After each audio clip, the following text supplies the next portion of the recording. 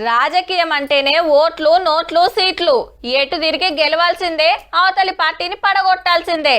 ప్రతిపక్షానికి సంధి వద్దని పవర్లున్నోళ్ళు, అధికార పార్టీని ఆగబట్టాలని ప్రతిపక్ష పార్టీలు. ఆశ్రమైతే పెద్ద లీడర్లు దిగుతారు ప్రచారానికి. మంత్రుల కాంచెలి ఆన్నే క్యాంపులు పెడతారు. ఎన్నిక చిన్నదా పెద్దదా అన్నది కాదు, నెగ్గినమా లేదా అన్నదే ముఖ్యం. మరి ఎమ్మెల్యే ఎలక్షన్ కాదు, ఎంపీ ఎలక్షన్ కాదు, రెండు జెడ్పీటీసీ సీట్ల కోసమే టీడీపీ వైసీపీల ఉత్తమ కార్యకర్తలు ఉరుకురికి కొట్లాడినరు. మరి ఆంధ్రల పులివెందుల ఒంటిమిట్టల సప్పుడు గంట ఓటేసి ఒగల మీద ఒగలు మర్రబడితే రచ్చ రచ్చ. అయితే ఈ రెండు కూడా వైసీపీ సీట్లు. మాయే మేమే గెలవాలని ప్రతిపక్షం, పవర్లున్నాం కాబట్టే పక్క కొట్టేయాలని అధికార పార్టీ ఇజ్జత్ కా సవాల్ తీసుకున్నాయి. తెలుగుదేశం అభిమానుల కారు మీద అటాక్ చేస్తే పొరక అయింది. పులివెందుల వైసీపీ ఆఫీస్ కాడ గడబడి పెద్దగా అవుతుండే వరకు పోలీసారు గిట్ల వార్నింగ్ ఇచ్చిండు.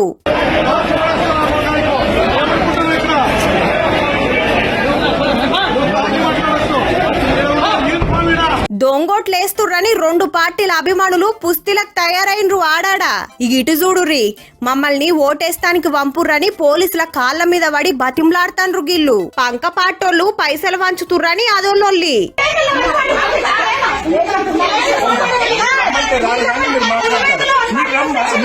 లొల్లులు కొట్లాటలు కీసులాటల నడుమ ఓట్లయితే పెట్టల పడ్డాయి. ఇక ఎల్లుండి తెరిస్తే ఎవరు గెలిచేది ఎరకైతది. నీ జెడ్పీటీసీ సీట్ కోసం గింత జగడం అవసరమా అనేరు.